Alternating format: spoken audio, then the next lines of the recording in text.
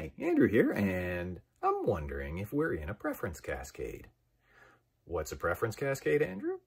Well, that is a short period of time in which massive changes occur in opinions.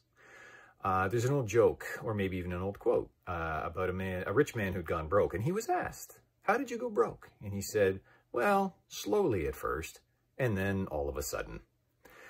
And that's what happens in a preference cascade. Preferences change very slowly, and then all of a sudden they change fast.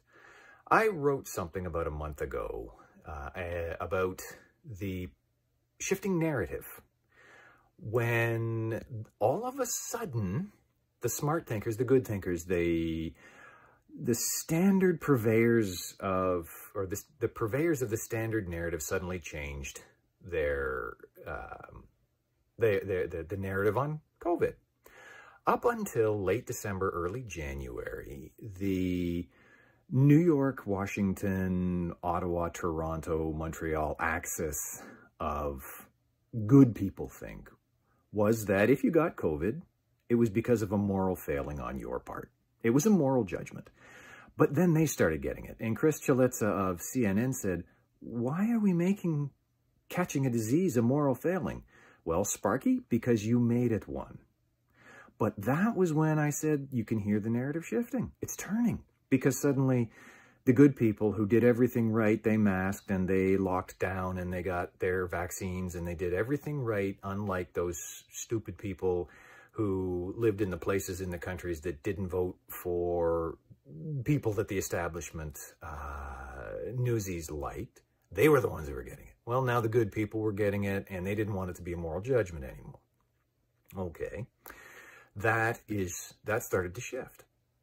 And I began raging about the damage to our children from mask mandates and the physical damage, the developmental damage that it is doing to them. And I referenced a speech therapist who is seeing between 3.5 and 4 times as many referrals. And that 3.5 to 4 times as many referrals is the tip of the iceberg of the actual problems. Well, just today, a couple of items came across my newsfeed.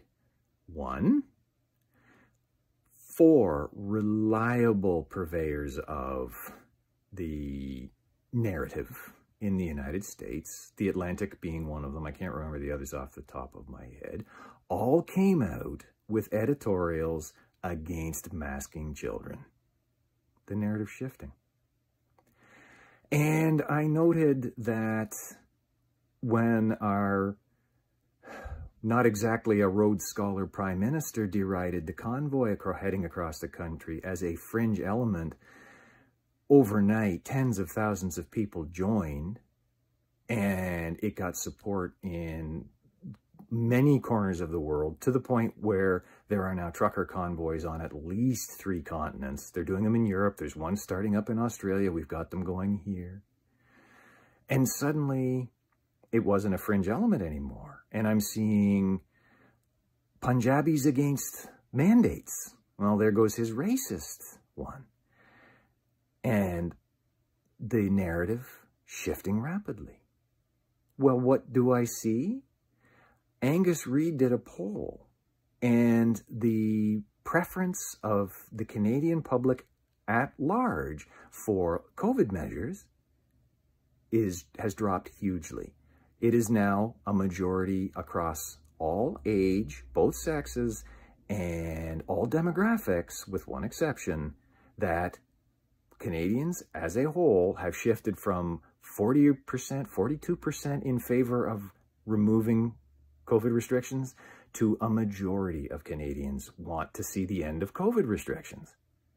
It's not just a narrative shift. It might be a preference cascade. And who knows? Maybe Premier Jellyfish will actually hear the message that is being sent to him. I don't expect Prime Minister Trust Fund to hear it. I mean, he's decamped for places unknown because, you know, Wired and Willie saw his shadow and he ran away scared. But it's possible that Premier Jellyfish may actually hear. And once it begins, a preference cascade is hard to stop. So, if indeed we're in one, that 8 or 10% shift is going to get bigger, and it's going to get faster. Let's hope so.